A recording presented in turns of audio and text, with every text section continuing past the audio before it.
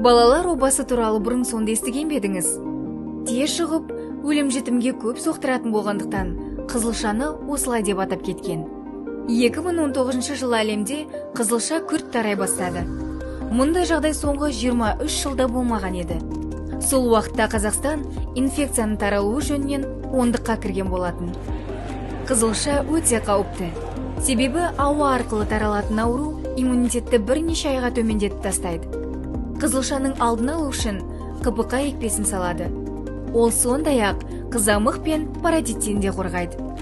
Жүкті кезде қызылша жұқтырса, түсік болып, немесе түрлі патологиясы бар бала өмірге келуі мүмкін.